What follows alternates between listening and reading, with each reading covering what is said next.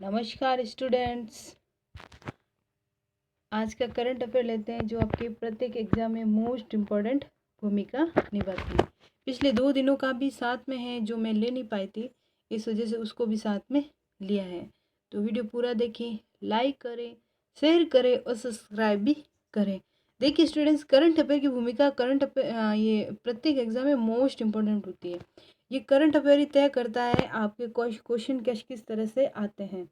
तो ये है, और इसको पूरा देखिए, लाइक करें, शेयर करें और सब्सक्राइब भी करें। चीन पाकिस्तान बना रहे हैं जैविक हथियार। दोनों देशों के बन रहे कॉरिडोर की आड़ में वायरस पर हो रहा है रिसर्च। वुहान इंस्टीट्यूट को मिली जिम्मेदारी और ऑस्ट्रेलिया वेबसाइट का दावा है ये। तो ये पहले भी हो चुका है। वायरस की होड़, जैविक हथियारों की होड़ सबसे ज़्यादा बन चुकी है, और ये दिसंबर 2019 की बात है। और उसके बाद में कोरोना वायरस आया था। और अब है ना, चीन है ना जैविक हथियार बना ही रहा है। मतलब कोरोना वायरस होने के बावजूद भी ये हथियार बना रहा है। बहुत से देशों की अंतर्राष्ट्रीय स्तर पे देखो तो चीन पे आरोप है कि ये कोरोना वायरस है, ये चीन की वजह से ही हुआ था।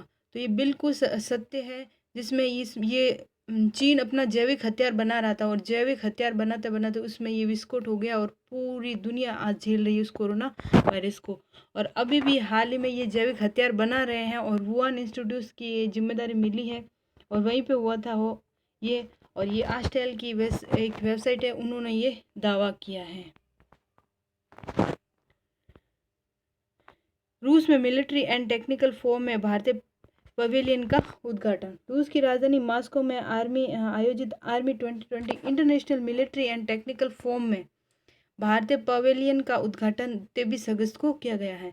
यह फोरम रूस के रक्षा मंत्रालय ने आयोजित किया था। 23 अगस्त से 29 अगस्त तक चलेगा ये प्रोग्राम। और इसमें केवल है ना, इसमें है ना आपको 70 देश शामिल होंगे, और 230 से ज़्यादा रूसी हथियार और उपकरण प्रदर्शित रखे जाएंगे। तो ये है। अमेरिका में ट्रंप को रिपब्लिक पार्टी का प्रत्याशी घोषित किया गया है। तो आने वाले जो इलेक्शन है, अमेरिका की पार्टी रिपब्लिक पार्टी के राष्ट्रीय सम्मेलन में राष्ट्रपति डोनाल्ड ट्रंप ने 3 नवंबर को होने वाले राष्ट्रपति चुनाव के लिए पार्टी का औपचारिक रूप से दोबारा प्रत्याशी घोषित किया गया है। 74 साल के ट्रंप को डेमोक्रेटिक पार्टी के उम्मीदवार और पूर्व राष्ट्रपति और 77 वर्षीय जो बिडेन से चुनौती मिल रही है। मनोनीत होने के बाद ट्रंप 27 अगस्त को व्हाइट हाउस में साउथ लॉन में अपना चुनावी भाषण देंगे। उपराष्ट्रपति माइक पेंस को ट्रंप के साथ उपराष्ट्रपति पद के लिए फिर से मनोनीत किया गया है। रक्षा अनुसंधान एवं विकास संगठन जो DRDO के अध्यक्ष हैं सतीश रेड्डी, उनके कार्यकाल को बढ़ाया गया है, 2 साल के लिए बढ़ा दिया गया है। तो ये ना कैबिनेट की नियुक्ति समिति होती है, उन्होंने ना इनको अध्यक्ष के रूप में विस्तार किया गया है। समिति ने 24 अगस्त को मंजूरी दे दी गई है, और 2018 में 2 वर्ष के पद पर नियुक्त किया गया था। 2 वर्ष का होता है, अब 2 साल और बढ़ा दिए गए। और 26 अगस्त के बाद 2 वर्षों के लिए DRDO के सचिव रहेंगे हमारे सतीश रेड्डी है। वैसे DRDO होता क्या है? DRDO ना रक्षा अनुसंधान विकास संगठन होता है, और इसका संक्षिप्त रूप है DRDO। ये भारत सरकार के रक्षा मंत्रालय के अधीन कार्य करता है, और ये ना सैन्य अनुसंधान है, विकास से संबंधित कार्य है, देश की सुरक्षा के लिए मिसाइल है, रडार है, सोनार है, टॉरपीडो है, ये सब है ना इनका निर्माण संबंधी कार्य करता है। इनका मुख्यालय वैसे दिल्ली में है। और एक बात ये जरूर पूछते कभी कभी है ना, इसका आदर्श वाक्य है ना, बलस्य मूलस्य विज्ञानम मूलम विज्ञानम, बलस्य मूलम विज्ञानम। पूरे देश में DRDO की 52 प्रयोगशालाएं हैं। तो ये भी ध्यान रखना DRDO क्या होता है। ये देखिए, ट्रांसजेंडर व्यक्तियों के लिए ना राष्ट्रीय ट्रांसजेंडर परिषद की स्थापना की है। ये किसने की है? ये केंद्र सरकार ने की है, देखो। और इसका गठन ट्रांसजेंडर व्यक्ति के अधिकारों का संरक्षण अधिनियम 2019 के तहत किया गया है, और सामाजिक न्याय और अधिकारिता मंत्री इसके प्रधान अध्यक्ष, और सामाजिक न्याय और अधिकारिता राज्य मंत्री इसके प्रधान उपाध्यक्ष होंगे। ठीक है। और ये इनसे ना जो भी ये ट्रांसजेंडर व्यक्ति है ना उनसे रिलेटेड ये काम देखते हैं, ये परिषद देखेगी अब। तो ये है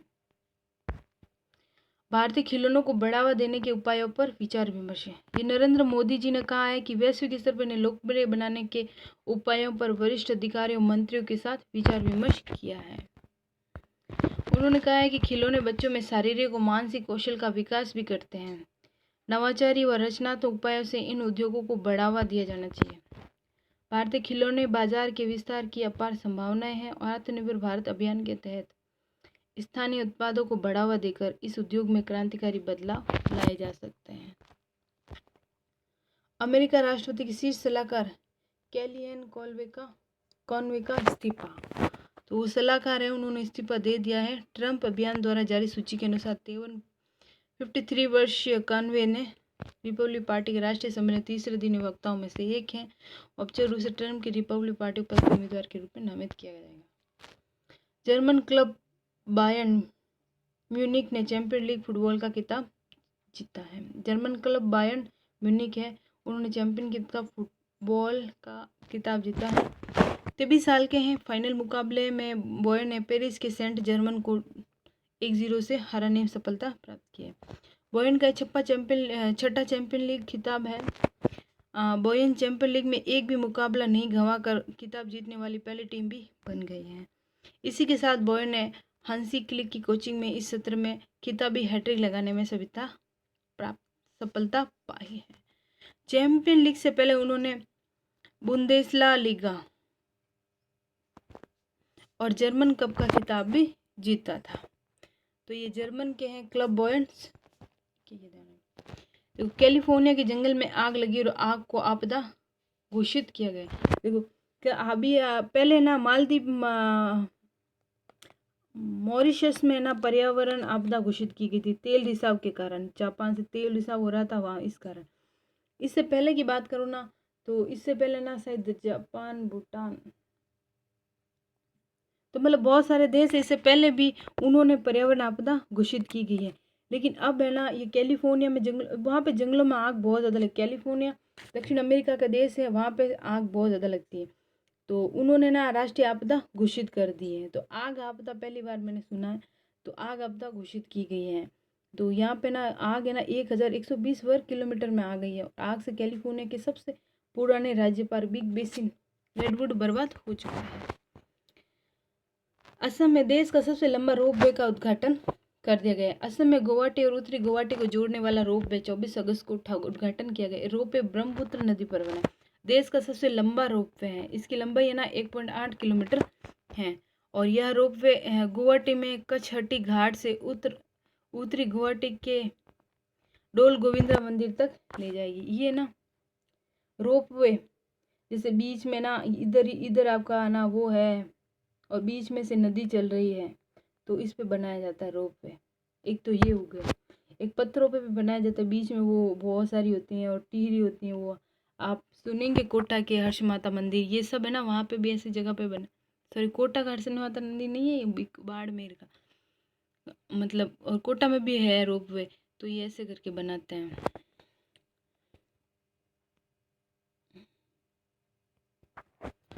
जब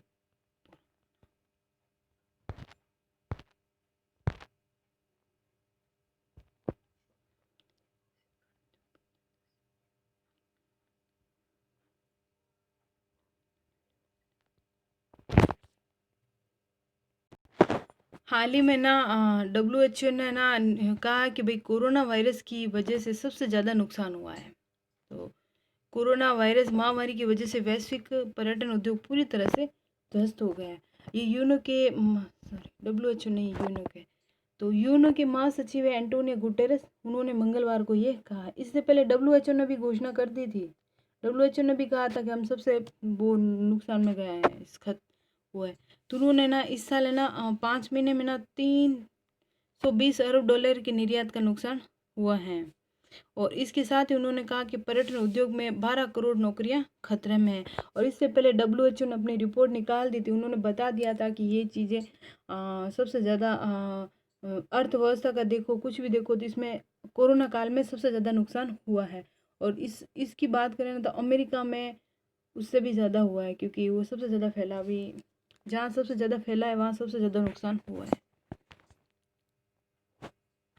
देखो नुआखाई पर्व है ये, तो नुआखाई पर्व या भेंट घाट ऐसे कुछ नाम कहा जाता है। ये एक कृषि उत्सव है ना। तो ये क्या है, ये चावल की खेती होती है ना, उनके लिए है कि भैया ना चावल चावल खाने का महत्व को दर्शाता है। ये नुआ का अर्थ नया है, खाई का अर्थ खाना है।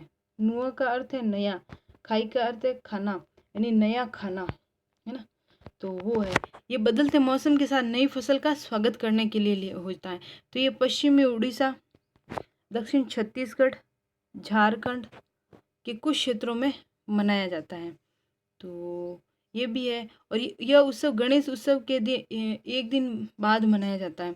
इस दिन किसान अन्न की पूजा करते हैं, भोजन तैयार करते हैं। उड़ीसा के संबलपुर जिले की प्रसिद्ध मातृ देवी समलेश्वरी को किसान अपनी भूमि की पहली उपज के रूप में अन्न अर्पित करते हैं। तो ये कहने का मतलब है कि नुआखाई पर्व है ना, ये एक कृषि उत्सव है। जिस तरह से ये मनाते हैं ना पंजाब में, तो उसी तरह से ये इसी तरह ये यहीं पे भी मनाते हैं। इसमें पश्चिम बंगाल नहीं है, कोई कर लेगा पश्चिम बंगाल। पश्चिम उड़ीसा है, छत्तीसगढ़ है, झारखंड। जबकि चावल का सबसे ज़्यादा उत्पादन पश्चिम बंगाल में ज़रूर होता है, लेकिन इसमें पश्चिम बंगाल, इस उत्सव में पश्चिम बंगाल शामिल नहीं है।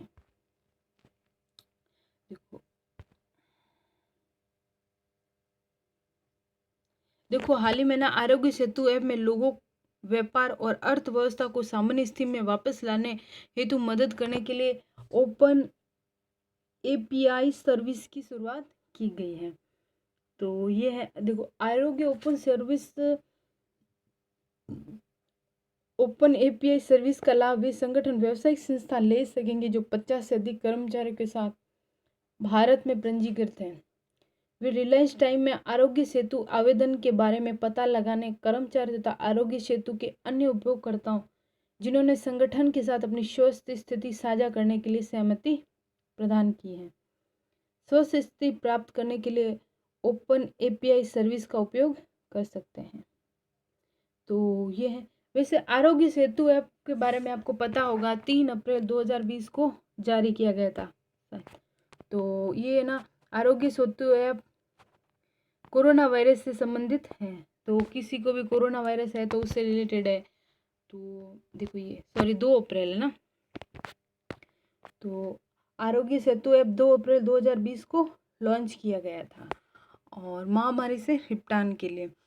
कोविड-19 के मद्देनजर अब तक यह 15 करोड़ से अधिक उपयोगकर्ताओं के साथ दुनिया में सबसे अधिक डाउनलोड किए जाने वाले संक्रमित व्यक्तियों के संपर्क में आने वाले व्यक्ति का पता लगाने ऐप के रूप में उभरा है।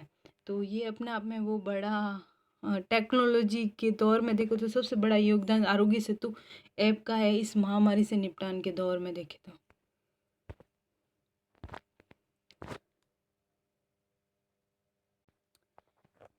Thank you watch my video. Like करें, शेयर करें और सब्सक्राइब भी करें। धन्यवाद।